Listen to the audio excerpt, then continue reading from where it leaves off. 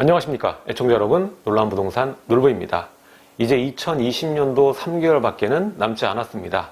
제가 지난 영상에서도 말씀을 드렸지만 올 4분기 2020년 4분기에 가장 주목해야 될 부분은 임대가의 변화다. 그 중에서도 전세가율이다 라고 말씀을 드리고 싶습니다. 오늘은 그에 대한 이야기를 드릴 텐데, 이 임대가 상승이 어떠한 변화, 시장의 변화를 또 파생시켜서 만들어낼지, 거기에 대한 이야기를 오늘 해보도록 하겠습니다. 자, 일단은 이 전세가율이 올라가면서 어떤 변화가 생길지도 중요하겠지만, 가장 중요한 부분은 서민들의 주거 비용 자체가 위로 상향 평준화가 되고 있다는 것입니다. 그래서 오늘의 제목은요, 바로 서울 4억 이하 전세 물량이 감소하고 있다라는 내용입니다. 이 주제로 오늘 기사도 하나 떴기 때문에 참고해서 오늘 내용 진행하도록 하겠습니다. 시청하시기 전에 좋아요와 구독하기 부탁드리고요. 멤버십 가입도 많은 가입 부탁드립니다. 그럼 지금 시작하도록 하겠습니다.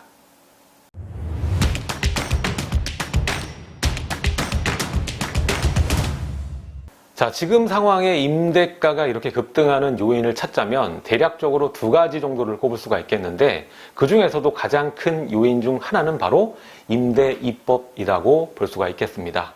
임대입법, 전월세 상한제, 그리고 계약갱신 청구권, 이 두 가지를 놓고 말씀을 드리는 건데요. 그 중에 이 계약갱신 청구권이 파생시키는 효과는 이 전세 물량의 감소, 물건을 줄이는, 공급 부족을 만드는 그러한 이 파생 효과를 만들어냅니다. 자, 전국의 전셋값이 그로 인해서 지역과 종목을 가리지 않고 모두 상승 중에 있습니다. 그러니까 아파트든 다세대건 오피스텔이건 간에 전세가가 오르고 있다는 것이고, 서울이건 지방이고 간에 전세가가 일제히 올라가고 있다는 것입니다. 자, 매매량은 상반된 분위기를 지금 현재 보이고 있습니다. 그것도 조금 오르는 게 아니라 좀 가파르게 좀 상승하고 있는 중이다라고 볼 수가 있겠는데요. 자, 9월의 전국 주택 전세가의 상승률을 보니까요, 0.53%가 상승했습니다. 이게 한 달 한 달의 상승률을 보이고 있으니까 0.53% 상승이면 작은 수치가 결코 아닙니다. 자, 8월을 우리가 보니까 8월은 0.44%입니다. 이것도 작지 않은데 9월 달에는 8월보다도 높이 상승했다는 겁니다. 이 상승률이 왜 낮지 않냐면요, 2015년, 이때가 전세가 급등 시기 중 하나죠. 이때 4월 이후에 또 가장 크게 올라간 수치라고 우리가 확인을 할 수가 있었고요. 그때 당시에는 이 0.59%가 전월에 비해서 상승한 수치를 보이고 있습니다. 자, 이 중에서도 이건 전국이죠. 그 중에서 많이 오른 곳이 어디냐? 당연히 수도권이겠죠. 수도권을 보니까 0.65%가 상승을 했습니다.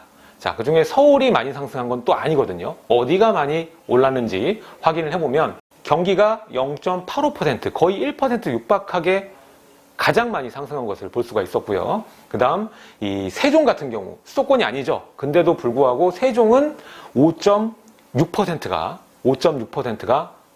상승했습니다. 그야말로 급등입니다. 세종은 지금 매매가든 임대가든 다른 지역과는 비교도 안 될 정도로 빠르고 가파르게 올라가고 있는 상황입니다. 자, 그래서 결론적으로 보자면 이렇게 상승률이 올라갈 수 있었던 계기는 일단 전세 매물이 현재 부족하고요. 거기에 플러스해서 이제 가을이죠. 10월이면 이사철입니다. 그래서 이 두 가지가 맞물리게 되면서 파죽지세로 현재 올라가고 있는 상황이다 라고 우리가 보면 될 것 같습니다. 자, 그 중에서도 우리가 주목해야 될 부분은 바로 이 중저가 아파트, 서민 아파트의 전세가가 빠르게 올라가고 있다는 점입니다. 자, 서민의 주거 비용이 그 자체가 올라가고 있다는 것이고 상향 평준화 되고 있는 상황이라는 것입니다. 문제는 이 전세가뿐만 아니라 월세 또한 영향을 받아서 전세 물량이 부족하니까 월세로 가는 수요들, 반전세로 가는 수요들이 또 증가하고 있죠. 거기에 따라서 수요가 몰리게 되면 제한된 공급량에 당연히 가격을 높이게 됩니다. 따라서 월세 경쟁 또한 굉장히 치열해져서 월세 상승률도 높아지는 상황이다 라고 보시면 되겠습니다. 물론 전세가 상승보다는 덜하지만 월세도 지금 올라가고 있는 상황입니다. 자, 그래서 서울의 아파트, 그 중에 전세가 4억이 안 되는 이 서민용 전세 물량이 감소하고 있다라는 것인데, 이것이 작게가 아니라 10% 이상 크게 감소한 모습을 보이고 있습니다. 그 중에서도 우리가 중저가 아파트 단지 생각하면 서울의 외곽 지역들을 많이 생각할 겁니다. 노도강이나 금관구 이 정도로 생각을 할 텐데,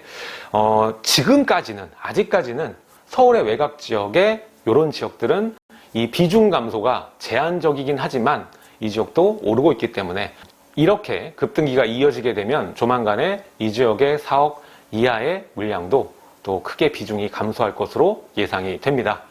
자, 따라서 이 전세가가 서울뿐만 아니라 전국적으로 상향 평준화가 진행되고 있는 상황이다라고 우리가 볼 수가 있겠고요. 여기에는 아까도 말씀드렸지만 여러 가지 요인이 있겠지만 임대 입법도 있고요. 실거주 요건 강화 규제의 부작용도 하나 말씀드릴 수가 있겠고, 더 중요한 건 뭐냐면 유동성입니다. 지금 매매 시장의 유동성이 일부 잠겨 있죠. 하지만 이 임차 시장, 전세 대출 같은 경우에는 잠겨 있지 않기 때문에 저금리 상황에 유동성이 아주 풍부하게 공급되는 것이 또 이 전세가 급등에 한 몫을 하고 있다. 이렇게 우리가 볼 수 있겠습니다. 자, 그래서 얼만큼 이 4억 이하의 물량이 감소했는지, 비중이 줄어들었는지 지역별로 우리가 확인을 해보니까, 자, 일단 우리가 성북구, 서대문구, 강서구, 동대문구, 은평구 다 이들 지역 같은 경우 이제 3급지 정도 되죠. 이들 지역 보니까 성북구는 2017년 기준에서 74.3%에서 지금 현재 2020년 8월 기준으로 51.3%, 거의 4억 이하 매물은 절반가량밖에 되지 않는다. 이 서대문구 같은 경우에도 71.6%였는데 지금은 50% 정도. 그리고 강서구도 74.2%였는데 56%가 되고요. 동대문구도 82.7%에 육박했는데 이제는 65.1%. 그리고 은평구 같은 경우에도 71.1%에서 58.5%입니다. 자, 이들 지역의 공통점은 뭐냐면 이 서민 아파트들이 좀 몰려있는 지역이죠. 그리고 좀 더 하위 분위의 시장을 보게 되면 이 금천구나 도봉구, 그리고 노원구, 중랑구 정도, 이 정도로 볼 수가 있겠는데, 이 다른 지역보다는 이 제한적으로 비중이 많이 줄진 않았습니다. 하지만 매매가, 아파트 가격이나 평형 자체가 작은 평형대가 많은 지역들이죠. 자, 이 지역들 보면 이제 금천구도 99에서 94%, 5%가량 줄었고요. 도봉도 95%, 거의 대부분이죠. 근데 87%가량. 노원구도 90%에서 84%가량. 중랑구도 거의 90%에서 80%가량으로 비중이, 전세가 4억 이하의 매물 비중이 이만큼 줄어들게 되었습니다. 자, 이렇게 해서 이 보증금 4억 이하의 물량이 이 불과 3년 만에 40%대로 감소되었습니다. 자, 2017년에 보면 전세 4억 이하 아파트는 60%가량이 되었었는데 지금 수치를 보면 8월 기준으로 46%가 되었습니다. 그러니까 14% 정도가 감소되었다라고 볼 수가 있는 것이죠. 근데 이 추세가 지금으로 끝날 것이냐? 그게 아니라는 겁니다. 이제부터 더 본격화될 수밖에 없고, 특히 내년과 내후년에는 수도권 전체 물량이 감소하는 시기입니다. 특히 서울 같은 경우에는 입주 물량이 반토막이 나기 때문에 이 현상이 더 가속화될 확률이 굉장히 높다라는 거죠. 자, 근데 이에 반면에는 이 전세가 5억이 넘는 아파트는 오히려 증가했습니다. 뭐 당연한 결과겠죠.